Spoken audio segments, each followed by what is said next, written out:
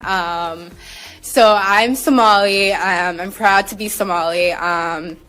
To me, being Somali isn't just eating bananas with rice. It's a lot. It's like it's an interesting thing. It's very hard to describe what it means to be Somali and what it means to be American, but it's like a cultural fusion. It's kind of like the bananas and rice.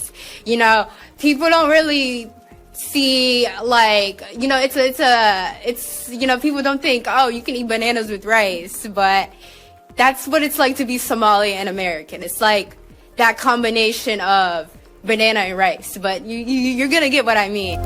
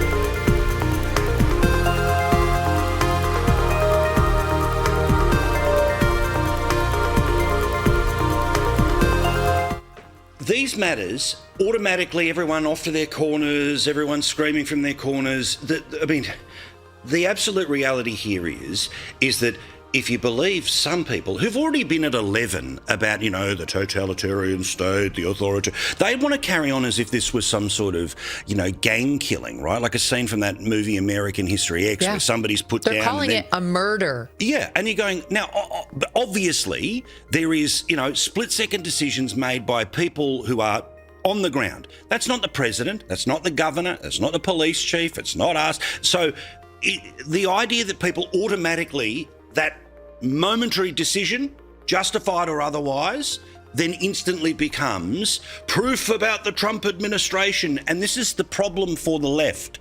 They have been at 11 for 10 years. They have got nowhere else to go. And even if the wolf turns up, they've been crying wolf for too long that no one believes them. I mean, no one on our side, the side of sanity. Yeah. But unfortunately, their lies are working because President Trump's numbers on immigration enforcement are going down precipitously. So what's happening now is that these leftists have dialed it up to 11. They lie. I mean, just lie through their teeth.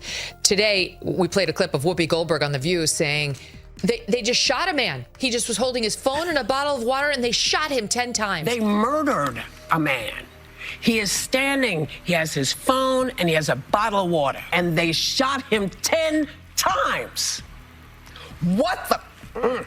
I don't know what you're investigating if you're not investigating the straight-up murder. What a lie. They weren't bothering him. They wanted nothing to do with him. He was a known ICE agitator. His family had been worried about his ICE agitation, saying, don't get in between anything. And he did it not once, but twice, both times with 5 officers getting all over him. He had his little phone. He clearly wanted to get a viral video, and he got it at his own at risk of his own life, and ultimately it cost him his life. I mean, that's what we call assumption of the risk in the law. He did it. As I said on my show, the reason I am not shot by ICE right now is because I sat in my studio this weekend and I minded my own business. I did not go out there in between a cop and the person who was antagonizing him, who was a fellow ICE agitator, like this guy did. That was very stupid. It was reckless. And look, you know, these guys, they're like wannabe cops in a way. They hate law enforcement so much, but they want to be them. They have their little group on Signal where they coordinate where their target is. Oh, let's all get there. Let's tail them, get reinforcements. They harass them when they're trying to sleep at night. They encircle them when they're trying to conduct their operations. To arrest criminal child molesters, they get up into the face of ICE. They blow the whistles, which is really a form of torture to just blow those whistles all day long. It's mind numbing. And it's how are they supposed to know up from down when these whistles are constantly blowing in their ears? And then if they make a mistake, it's murderer, murderer. I think what actually happened here is what we call in the law imperfect defense of others, where you think you're defending your fellow cops and or yourself, but it's an imperfect defense because in fact, there was no such deadly threat your way. If it's a sincere threat and a reasonable threat, you're off the hook. So the left doesn't want to hear about that because they just want to demonize ICE and Border Patrol and say they're evil because they want them out. And it's working. That's what's bothering me, is the press, of course, is not skeptical of that narrative at all. They shovel it down the throats of Americans sitting at home who are too lazy to check out the truth, and also very, very susceptible to the, you're a bad person if you think that this was anything other than a murder. Don't you have a heart? Aren't you a Christian? Can't you see this guy was on the ground, on his stomach, and they shot him in the back? You're an inhuman, as opposed to actually trying to put yourself in the shoes of the cop and understand they have a split second to make a decision on how they save the lives of those around them, never mind their own lives. Yeah, absolutely. I mean, people have to go back to their high school days and the very early days where you're being introduced to legal concepts, right? About like, did something happen? Did you mean for it to happen? What was your intent about when something, like all of those things, let alone, again, obviously right up to as skilled and as knowledgeable as you are, still having very active discussions on as part of your show about the law, about what the law is here, about not just, the defence because they've got a badge and that means they're good guys, bad guys, but again, that what was the term you used again about the imperfect defence of a colleague? Imperfect defence of others. It's like if a guy comes into your house, Paul, and he's dressed like a robber and he has a fake gun that looks real and he just means to play a joke on you. It's a friend. He's just trying to scare you and thinks it would be really funny and he's going to get it on video. But you don't recognize him because he's disguised and you don't see that that's a fake gun and you shoot this man. Are you guilty of murder? No. That's also an imperfect self-defense claim. You weren't actually in any danger, but you mistakenly, but reasonably thought that you were. It's not that far afield from that. And the law is going to look at whether a reasonable cop in these same circumstances would have feared for his own or others' bodily safety. And they're going to find that he did. That's how this is going to come out, as long as it's not in front of some crazy ass Minnesota jury that it just wants to punish ICE. And I can't rule that out because I don't know, actually, unlike the shooting of Renee Good, where the feds took control of it and said, that's it, we're not giving control of this investigation to Minnesota. This one I'm not sure on. Originally, the Trump administration said, same, we're taking control of it. But Minnesota seems determined to do its own investigation.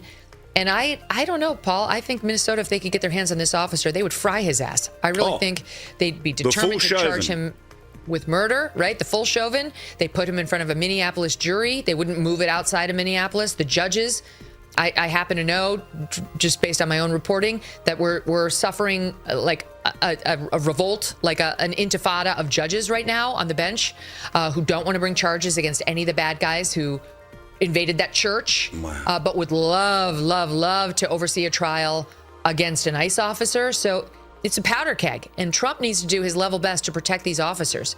We're also worried because even if the feds do keep control of this for the next 3 years while Trump's president, when he leaves office, if a Democrat comes in, a Democrat could say, okay, we're not going to prosecute him.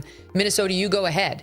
And then if Minnesota went ahead and prosecuted this person, of course they'd wind up with a guilty plea, and no Democrat would pardon them or could pardon them from state charges.